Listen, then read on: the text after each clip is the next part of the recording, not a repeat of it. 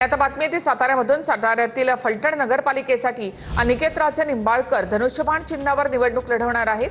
अनिकेत राजे निंबाळकर रामराजे निंबाळकरांचे पुत्र आहेत। फलटणमध्ये भाजप विरुद्ध शिवसेना अशी लढत होणार आहे। तर रणजितसिंह निंबाळकरांचे बंधू भाजपकडून निवडणुकीच्या रिंगणात आहेत। एकनाथ शिंदे साहेबांचा आभारी आहे, त्यांनी मला ही संधी दिली।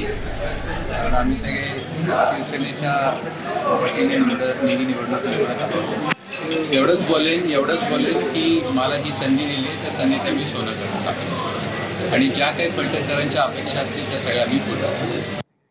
तर नगरपालिका आणि नगरपंचायत निवडणुका होणार असतानाच आता सुप्रीम कोर्टामध्ये सुनावणी झाली आहे। निवडणुकीमध्ये 50% आरक्षणाचं उल्लंघन झाल्याचा याचिकेमध्ये उल्लेख करण्यात आलाय।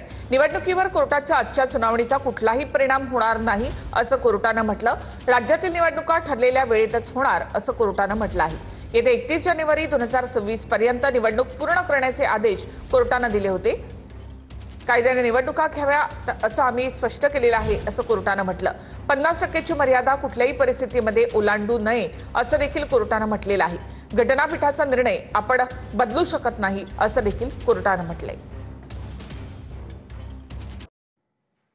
पुण्यातील हवेली तहसील कार्यालयातील शिवरायांचा पुतळा हटवल्याने शिवप्रेमी आक्रमक झाले। कोणतीही परवानगी न घेता शिवरायांचा पुतळा काढला।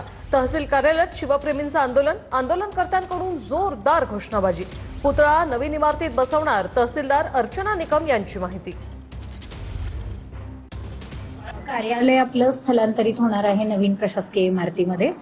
तो पुतळा जो आहे आदरणीय छत्रपती शिवाजी महाराजांचा, तो विधिवत आणि संपूर्ण आदरपूर्वक तो तिथून शिफ्ट करण्यासाठी काढून PWDच्या ताब्यात दिलेला आहे आणि तो PWDच्या कस्टडीत आहे। तो आदरपूर्वक आणि सन्मानपूर्वक नवीन इमारतीत बसवण्याची प्रक्रिया होणार आहे।